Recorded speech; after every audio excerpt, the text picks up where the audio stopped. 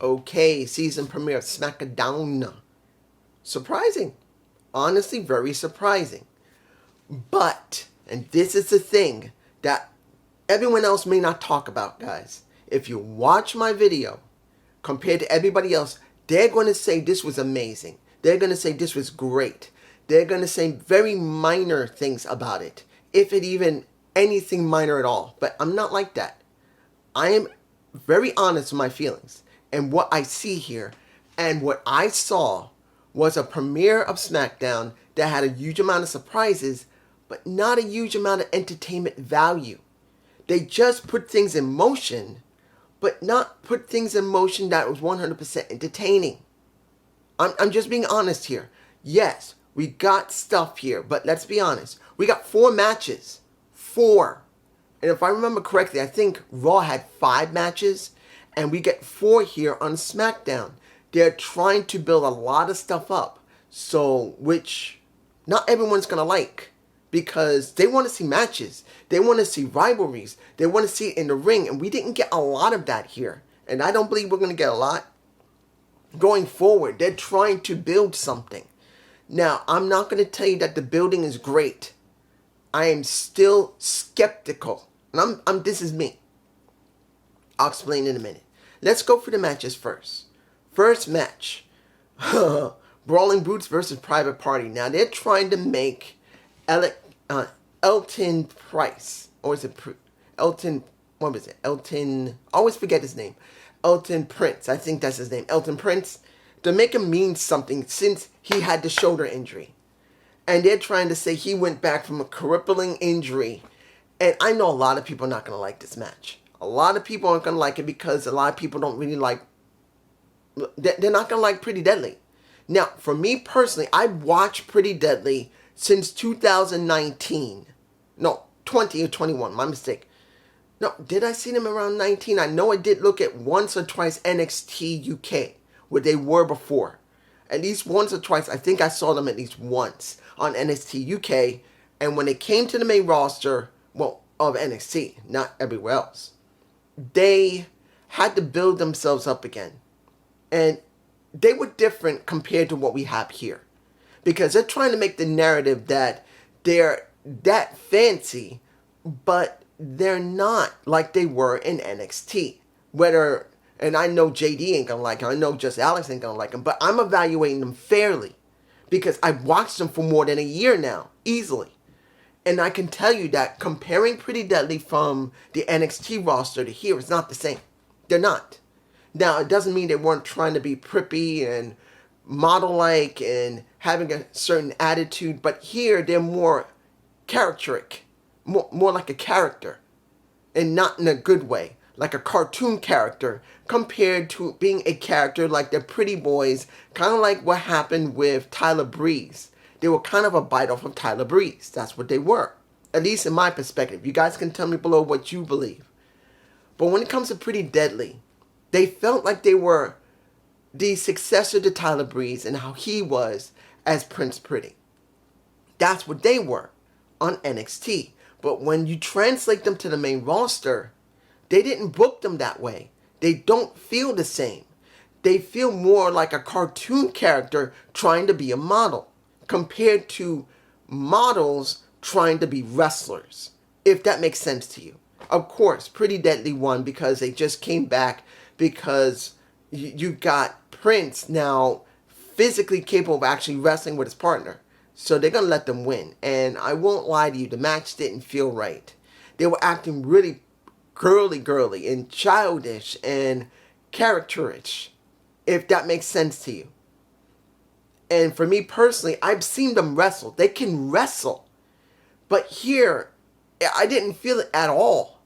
It was like they were holding back on them. So for me personally, I didn't like the match at all.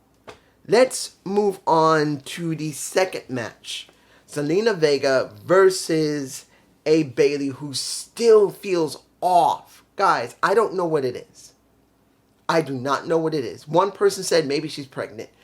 I don't think she's pregnant. Maybe she's injured or maybe she's frustrated. Guys, as I said before, almost nearly a year ago, when she released that that tweet before it went to X and became an X tweet. She seemed to be tired of things. She couldn't stand it anymore. I don't think that went away. I think this is not a physical thing. I think this is a mental thing. I think she's not happy. Honestly, I don't think she's happy. Even if Triple H is now running creative 100% as they're rumored, and I know people are going to say, dude, Triple H is running everything. We don't know yet. It's still a rumor. Even though it's been stated it's real, I've checked the websites, and literally, it's still a rumor, no matter if someone's saying that the roster believes he's running at 100%. We have no proof. We have no proof. That's the roster's feeling, not actual reporting. So I'm not going by that. But when it comes to Bayley, she doesn't feel right. And when you put her up against Zelena Vega, who, and I understand, I still love me Zelena Vega. She's a gorgeous woman. She's a great manner. She speaks wonderful. But when you have a wrestle and you put up against someone as big as Bayley is compared to her, you got Bayley here and she's here. That's what we got with a Zelena Vega and Bayley. Bayley was here. Zelena Vega here. That's a huge discrepancy in height. And due to the fact that Bayley's a bigger woman than she is, and a stronger woman, and you're literally trying to make Bayley sell to a Zelena Vega, who isn't one of the greatest wrestlers. She's okay as a wrestler, but not to the extent that's needed to make it look right, because she barely does any holds. She does more luchadorish types of moves to try and compensate for her small size. And if Bayley's not feeling it, which, like I said, she's not herself, something is off on her, and I think it's mental, you could see it. So when it was all over and the match was done, and Vega had to be distracted by Io, who got kicked in the gut with a 619, I'm going like, really? But then guess what comes out after this? Once the match was over and Bayley won, I didn't expect her to lose. I would have been shocked if Zelena won, because that would make no sense. You get Charlotte running out. Now, we did get that moment, and I'll talk about Charlotte later. I know what happened with Charlotte and the new GM, and I got a lot to say about that. Why did she come out in chunky heels that was this high, this wide, and she's going like, tell me that didn't look comical. Why didn't she take off her shoes? She knew what was going to happen beforehand. She knew she would have had to come out. Why didn't she take off her shoes and then run down to the ring? That was the most ridiculous run I've ever seen. She could barely run in her shoes, which makes her even taller. And if you saw her with Zelena Vega, this was Charlotte, who jumped into the ring to try and save Zelena, and literally they ran out of the ring. They could have attacked Charlotte the way she was running down the ramp. And she would have easily fallen over because she couldn't hardly walk in her shoes, let alone run. She's here. Guess what Zelena Vega was? Was she here? No. Here? No. Here? No. Here? Yes.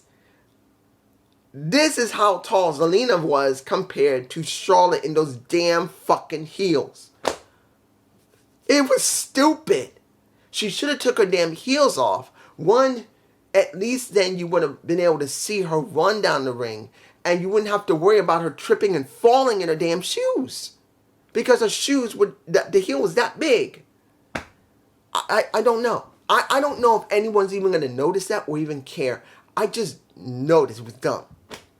Third match, Cody Rhodes and Jade versus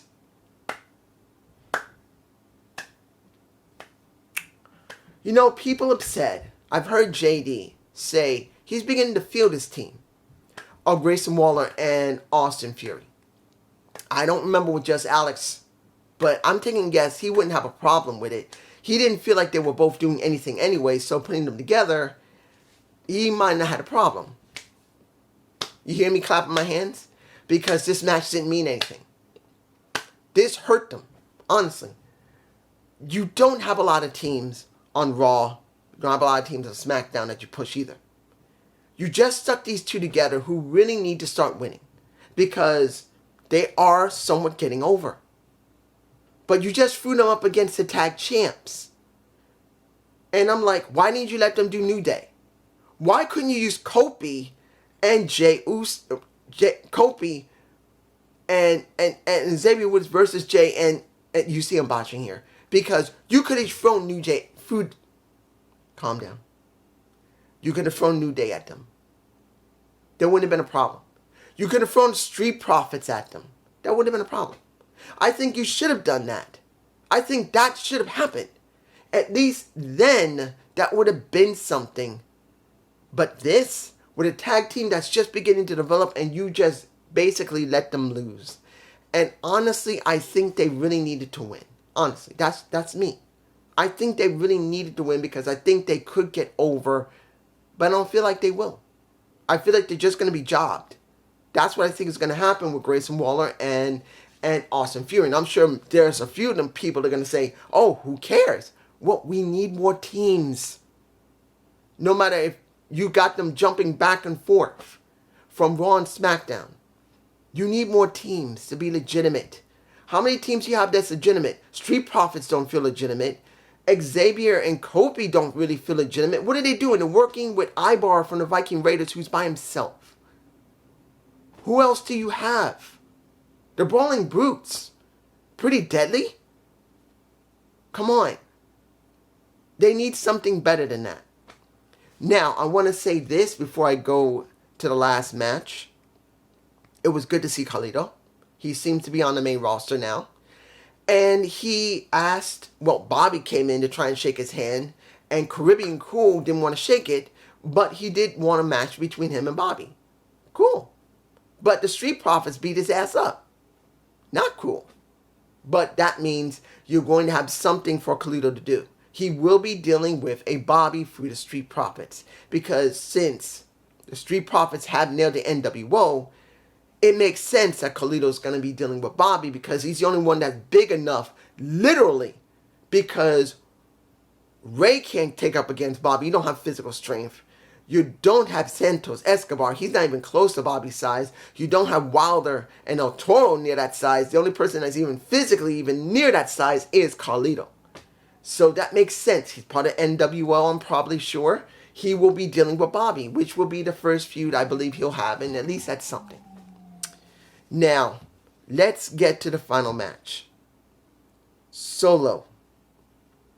I'm going to do this now because I think it needs to be done because there's still a lot of story here. Solo versus LA Knight because of what happened in the opening of the show. And I will get to that after this match. Did the match look good? Yes. Am I glad to see that LA is getting the moment? Yes, but I'm not going to lie to you. I'm not going to lie. I am nervous for LA Knight. I am nervous. Everybody else is saying he's getting the rise. He's got the rocket strapped to his back. I won't believe how far he's going to go until he gets there. Because I've seen this for many years. That you look good, but a lot of times, even when you're not ready, instead of setting you up properly, that even when you lose, you still gain something. WWE has not done that correctly for many, many years. And I don't care if it's Paul Levesque running creative. I don't care if it's Vince himself. I don't care if it's Bruce Pritchard.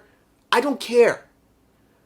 You have to prove to me, that you're willing to give a talent the ability to be able to rise up and to look like he could be a main eventer, and then make sure even if he doesn't gain anything in a title, that you make sure that he is able to stay in the spot you're going to put him in, you book him right, and the next feud will help him grow a little bit more.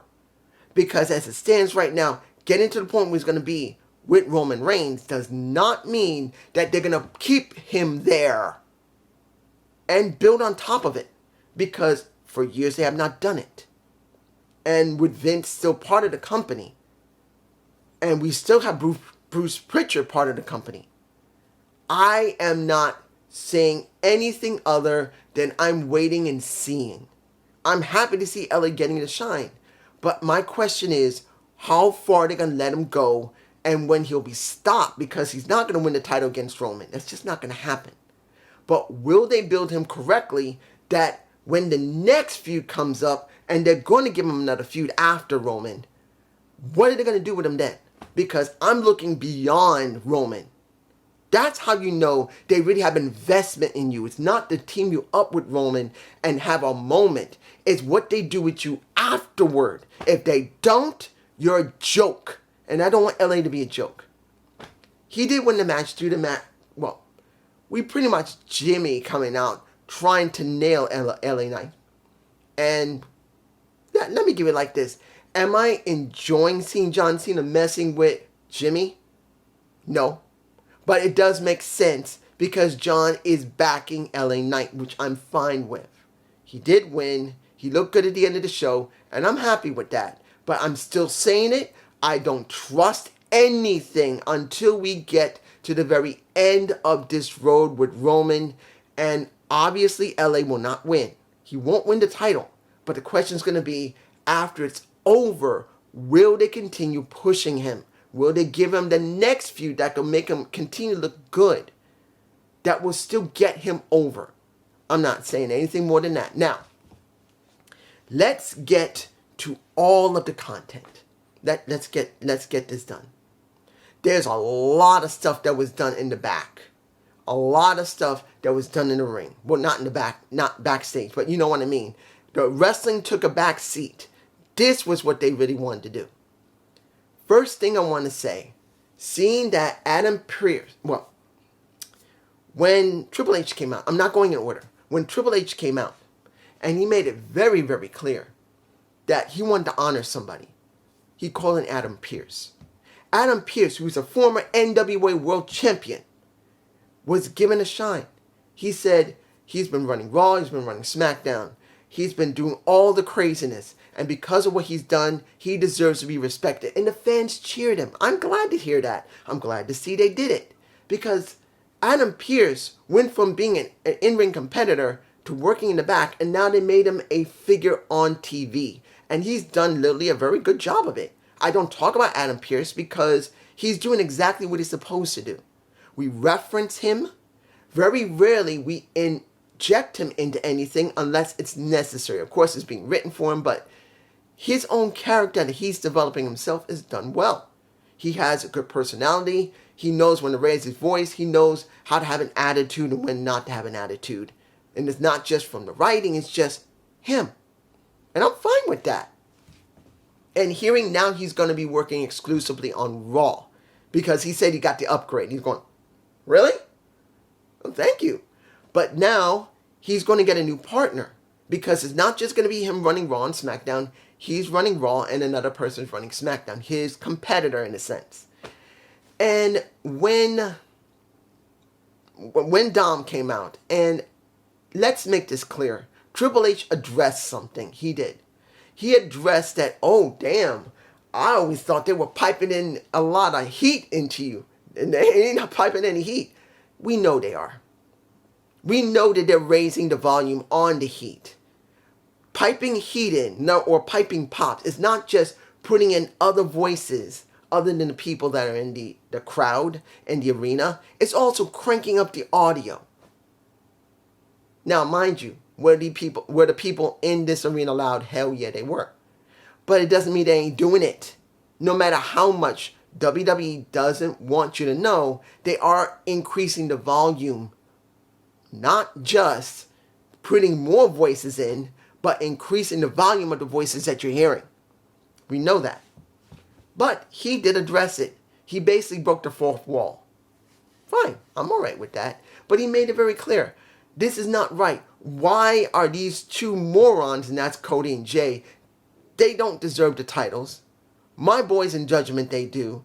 And they're going to get the shot on Monday, but they're having to have this match now. It's not fair. And he said, look, you can't tell Pearce and you can't tell me anything. This is about the new GM. He's the one you got to talk to. And it's freaking Nick Aldis.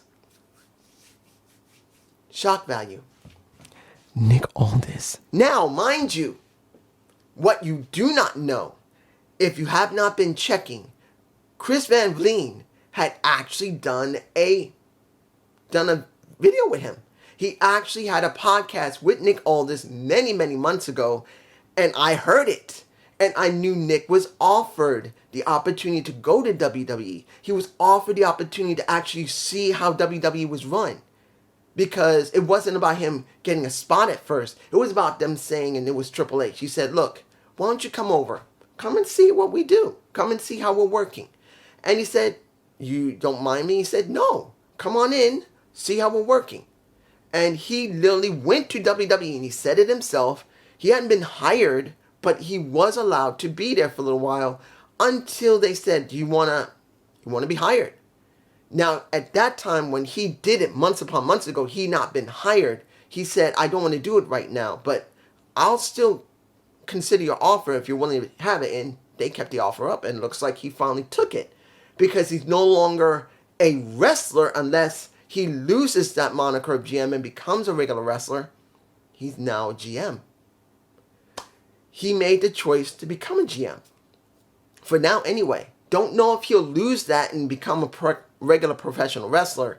But at this point, this is what he did. And I'm going to go, what? Mr. Aldis is actually on SmackDown. Fine. And he said, I want to introduce a new talent because as Cody pulled Jade from SmackDown to Raw, we have to get someone from Raw to SmackDown. And I had no idea who it was. And Dom was angry. Didn't matter. Because now the moment between the two friends are over. Because now Kevin Owens is on SmackDown. That means Sammy's by himself. Kevin's there. That's what we got. He stuns a Dom and that's it. But here's the thing, guys. Here's what's interesting. The entire segment I had no problem with, except for Dominic. Because Dominic is a Raw wrestler that can only appear on Raw and NXT. Why was he on SmackDown? Tell me. Have you guys noticed? They're not talking about, I'm sure my fellow podcasters, Jade and just Alex don't really talk about it anymore, but I am going to keep talking about it until they announce it. Because we're supposed to still have a draft. That draft had people from Raw, people to SmackDown, people in the independent pool, in other words, free agency. Dom's not a free agent. He's Raw. But they gave him an NXT title that he jumps from Raw to NXT. Why was he on SmackDown? Why? He wasn't supposed to be there. This shows you that they're completely not only ignoring the draft, they're pretty much waving in your face that, hey, we don't care. We're going to keep doing it. You noticed yet? You notice that we're not paying attention to the draft? Bitches, you care? No? You guys are just enjoying the shock value? That's exactly what we want. Bitches, we're going to make you do what we want. That's what you're getting, guys. You're getting smacked in the face. And if you like it, I can't tell you to not like it. But I notice it. And as someone who is honest, I'm going to keep bringing it up no matter if people like it or not. Because they're still doing it. And until they say we're no longer doing a draft next year, or we are ending the ability for wrestlers to be stuck on one show, I'm going to say it. Next, we got the moment where the tag champs, the women's tag champs, are asking for new titles. That's with Piper Niven and Chelsea. Chelsea's saying, why don't we have some new type of titles because they're so cursed. And as they're talking to Adam Pearce, is before he became, before he became, I think before he became GM, or is it after? No, before he became the Raw GM. It was before that. He said, ladies, I got work to do, please. And Charlotte's standing behind him in those chunky high heels. And she said, not much. It was, no. I'm sorry, that's not Adam Pearce. It was Nick Aldis. I'm so sorry. It's hard not to get confused with all this craziness because there was a lot going on. My apologies. I'm sorry. I got Nick mixed up with Adam. But Nick was asked They had to go away. He spoke to Charlotte, who he said, I like how you do your work, and I saw that you got cheated. You should have won the title. Next week, you and Io. No problem. And as he's walking away, and she begins to walk away, my terror begins. Jade Cargill faced a Charlotte Flair. Did she look good facing down a Charlotte Flair, who basically are almost the same damn size and height, but not same damn size in physique? I'm sorry, no matter what anybody says, Jade Cargill's physique and just muscle, not ass, not boobs, but physique and muscle is way more defined than Charlotte. And when you see Triple H right by her side as an endorsement, it makes me even more nervous. I'm sorry. I'm happy to see Jade. Don't get it twisted. I'm not like other people who said, how dare she leave AEW? As I said before, I'm always going to say it. Guys, wrestlers have gone from promotion to promotion. After they finish what they can do there, they go to another promotion and start fresh. It is how it's been going on for more than 70 freaking years. If you can't understand that, why are you watching pro wrestling? Don't watch pro wrestling. If you can't understand why a person will go to another promotion, they want a new fresh start. Not just about getting more money, just want a new start because they've done everything they can. I'm glad to see her there. But Jade is still a bit green. There's no lie about it. She has the look of a goddess. She's built like a brick chicken house. She's beautiful. She's intelligent. She can talk. Now she's gotten better in talking. She can't talk. But the problem is she needs more refinement in her wrestling, which hopefully she will get while she's on the main roster, since they're not sticking her there, unless she's going to jump from the main roster over to NXT and back again, because that would be the wisest thing to do. Let her do duo work in NXT and SmackDown. But I'm sorry. You're literally nose to nose with Charlotte Flair, who we know 100%. She may be a nice woman out of wrestling. Let's make this clear. A lot of wrestlers are not evil, nasty people. They're not. There are many people that can be actually very friendly, very nice, very sweet, and the most kindest person you can meet. But we're talking about Charlotte while in WWE, and she will do what she needs to keep her position. I am worried about a Jade Cargill getting buried. Everyone else is fine with her. She won't be hurt because Triple H, I'm not like that. I've told you. Until I see it, I'm worried. I'm not an idiot. We've gone through this before.